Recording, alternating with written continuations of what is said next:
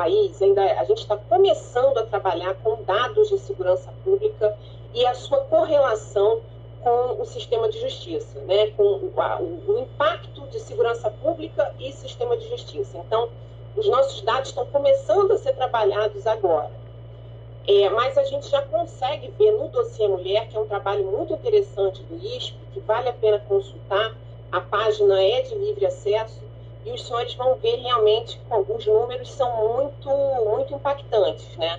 350 mulheres foram vítimas de homicídio doloso no ano de 2019, o perfil das vítimas, a idade das mulheres vítimas de homicídio, a maioria está entre 30 a 59 anos, a maioria pardas e negras.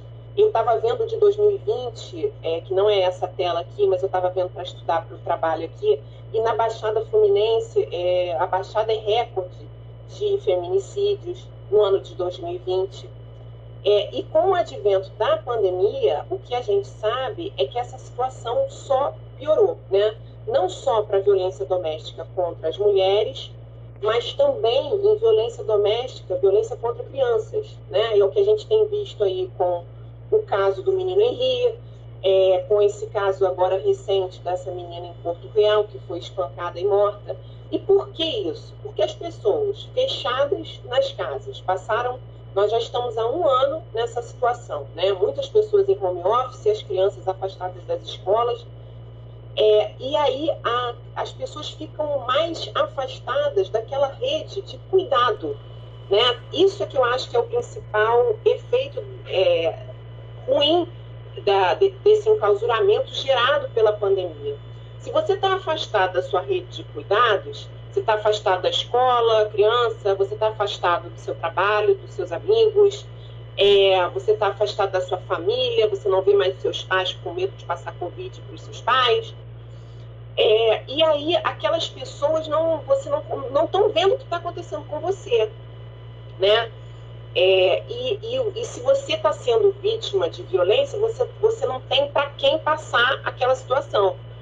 Então o CNJ criou assim, vários programas assim, de apoio às mulheres, né, vítimas.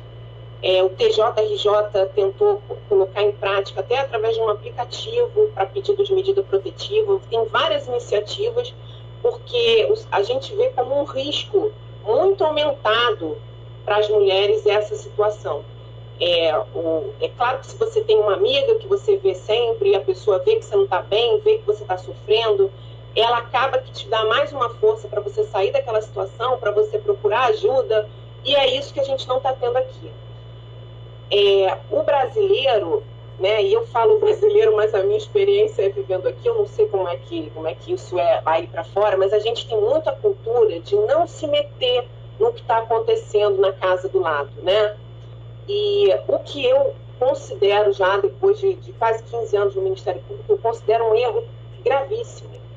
Porque eu acho que a gente tem que se meter, sim, no que está acontecendo na casa ao lado, se é uma coisa muito grave.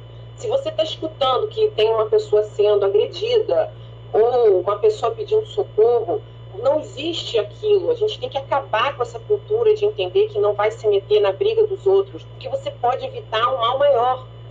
A gente para pensar que, até no caso desse, né, do Henri, eu não tenho conhecimento nenhum sobre esse caso específico, não vi o processo, não participo desse processo, mas o que se observa é que são pessoas que moram em condomínios, grandes prédios, né, de condomínios, que depois que acontece o crime, você escuta dizer, eu vi pela televisão, que os vizinhos chegaram já a prestar depoimento no lugar onde ele morava, e que ouviam esse tipo de coisa e tal. Só que dar depoimento depois pode até ajudar naquele processo, claro que ajuda naquele processo, para a gente punir, né, o responsável por aquela conduta, ajuda muito. Mas e para evitar? Alguém chegou a pensar em atuar ali antes, em acionar um conselho tutelar, ligar para uma ouvidoria que fosse, porque isso é importante que se diga. Se você não quer se colocar diretamente, né, para bater lá na porta do seu vizinho e ver o que está acontecendo e ajudar aquela pessoa, nossa, liga para a Polícia Militar, ela vem, né? Liga para a administração do condomínio para querer saber o que está acontecendo. São medidas assim que podem ajudar a evitar um mal maior na vida de uma família. Porque não é só um mal maior na vida de uma mulher, né? Na vida de uma família inteira. Um feminicídio é um crime, assim, bárbaro, porque você vê a destruição de um núcleo familiar. Que a pessoa, as crianças perdem a mãe de uma maneira bárbara, como se recuperar de um trauma desse, e ainda perdem o pai, que vai passar boa parte de sua vida na cadeia, né? Então, às vezes, você atuando antes, né, numa ameaça, numa lesão, se a comunidade se une já no momento anterior, isso pode evitar a deterioração total daquela família, né? A gente viu há pouco tempo também, e eu falo porque eu acho importante que isso seja lembrado, o caso da juíza Viviane, que foi assassinada, né, na frente dos filhos, uma coisa muito, muito bárbara. E por mais que a gente tenha medidas protetivas, a gente tem que batalhar para que essas medidas protetivas se tornem eficazes, né? Naquele caso concreto ali, havia uma conjuntura familiar também.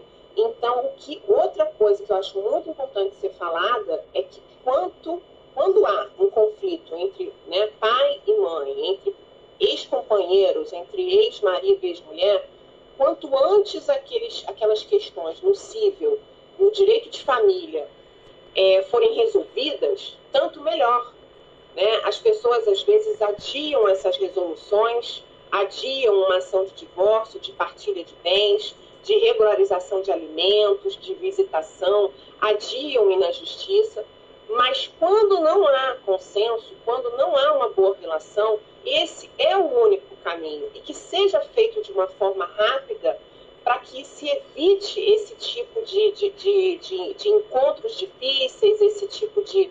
Porque aí o que a gente percebe na prática é onde o conflito acontece.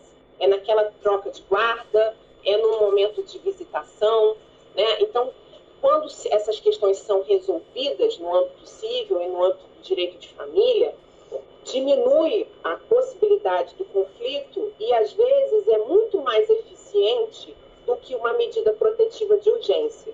Porque a medida protetiva de urgência, ela é aquela medida que a vítima, ela vai até a delegacia de polícia, ela narra que sofreu agressão do seu companheiro ou ex-companheiro, e aí ela vai pedir uma medida de afastamento, uma medida de proibição de aproximação e de contato, o sujeito vai ser notificado e realmente ele fica proibido daquele contato. Mas os outros problemas, né? Filhos, alimentos, visitação, guarda, aquilo ali continua existindo. Não desaparece num passe de mágica. E, infelizmente, a gente sabe que esse contato, muitas das vezes, ele é necessário. E não é nem só que ele aconteça, ele é necessário, né? Então, o que eu aconselho realmente é procurar a pacificação no cível, né? E aqui eu falo para os senhores dos objetivos do milênio, né? Que o Brasil ele também é signatário, e aqui aparece a igualdade de gênero. E aqui eu falo de igualdade de gênero, senhores, não é como... assim, é claro que a gente já conseguiu muito, é inegável o papel das mulheres na nossa sociedade hoje em dia, né? Eu não tenho uma postura muito vitimista em relação a isso, não. Eu acho que não é o caminho, mas a gente tem que entender que cada situação, cada família é de uma forma, né? E o objetivo da igualdade é justamente garantir isso, garantir a mesma expressão da mulher em cada família. E isso começa com cada um de nós, no momento que nós estamos criando meninas e meninos para o futuro, né?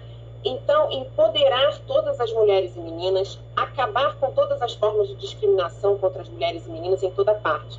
Porque essa discriminação, essa falta de igualdade de gênero dentro das famílias, é o que propicia a violência, né?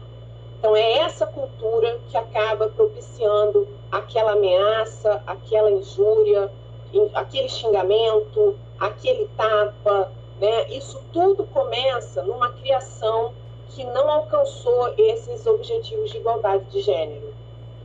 Então, nosso caminho como nação é eliminar essas formas de violência contra as mulheres, né? Eliminar as práticas nocivas, reconhecer e valorizar o trabalho de assistência e doméstico não remunerado, né? Reconhecer o trabalho daquela mulher que está em casa cuidando de 5 filhos, enquanto o marido sai para trabalhar. E valorizar isso, porque em muitas famílias é essa a situação. E isso não quer dizer que aquela mulher está fazendo menos ou que ela pode ser maltratada pelo marido quando ele chega em casa, chateado porque o trabalho estava difícil. O trabalho dela com 5 filhos também estava muito difícil, né? Garantir a participação plena e efetiva das mulheres e a igualdade de oportunidades para a liderança em todos os níveis de tomada de decisão na vida política, econômica e pública. Esse objetivo aqui, eu acho que é um dos nossos maiores desafios.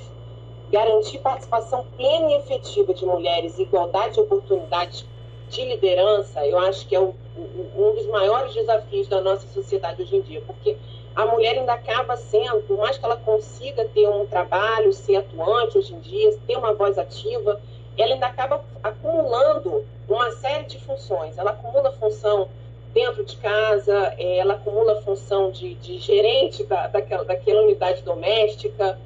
E como é que a gente pode mudar isso? Essa sobrecarga na criação dos nossos filhos e das nossas filhas, né? Mitos e fatos sobre violência doméstica. Não sei por que eu abri isso aqui, pronto, tirei. Violência doméstica só ocorre esporadicamente. A cada 15 segundos, uma mulher é agredida no Brasil. Roupa suja se lava em casa.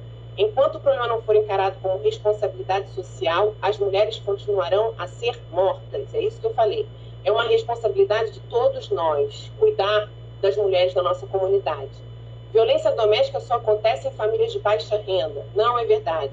É um fenômeno democrático que existe em todas as classes econômicas, etnias e culturas. Então, vamos cuidar umas das outras e os homens, vamos cuidar das mulheres, com quem você trabalha, né, vendo o que está acontecendo com aquela sua amiga, com a sua irmã, se está tudo bem na casa dela. Não é uma postura legal não se meter. A violência só acontece nas famílias problemáticas. Violência doméstica pode acontecer em qualquer tipo de família, inclusive nas que são consideradas modelos. Os senhores viram que na família de uma juíza, de uma magistrada, acabando da forma como acabou, né? No caso da juíza Viviane. Os agressores não sabem controlar suas emoções. Não é assim, senhores. Se fosse assim, os agressores agrediriam seus chefes, os seus colegas de trabalho, os outros familiares. Mas não, eles agridem as esposas, os filhos e as filhas, né? As mulheres apanham porque gostam ou porque provocam. Olha, a gente foi criado ainda ouvindo isso, né? É lógico que no passado recente, graças a Deus, não tem escutado isso, não. Mas todo mundo tem essa memória, né, ainda. Então, olha como ainda está próximo à nossa vivência isso. E é óbvio que mulher não gosta de apanhar, né? As mulheres ficam do lado dos seus agressores para preservar aquela relação, mas nunca esperando manter a violência. Ela quer preservar a família, ela tem medo da mudança, do que pode acontecer, existe a dificuldade financeira, mas ela não quer apanhar. Se a situação fosse tão grave, as vítimas abandonariam logo os seus agressores. E isso aqui eu faço a minha meia-culpa nessa frase, porque logo que eu entrei no Ministério Público, isso era a primeira coisa que eu pensava. Falei, gente, mas como que essa vítima não abandona esse homem logo, meu pai? Mas grande parte dos assassinatos de mulheres ocorre na fase em que elas estão tentando efetivamente se separar dos seus agressores, né? Então, esse mito, na verdade, ela está tentando sair daquela situação, mas ela não consegue, né? Aqui também vem uma coisa bem interessante para entender por que às vezes a mulher demora tanto para conseguir sair dessa situação de violência. Primeiro, ela demora a perceber o que está acontecendo na vida dela. A autoanálise daquela conjuntura já é um fator difícil. E aquela violência, aquele ciclo, a violência ela tem um ciclo, né? Tem fases. Tem a fase da tensão, da pouca comunicação, medo de causar explosão, discussão, empurrão. A mulher tenta amenizar, permanecendo fora do caminho do homem. A fase da explosão, aquela explosão de violência, o espancamento grave, a falta de controle do homem. Mas existe sempre a fase da lua de mel. Aí o homem é amoroso, pede desculpa,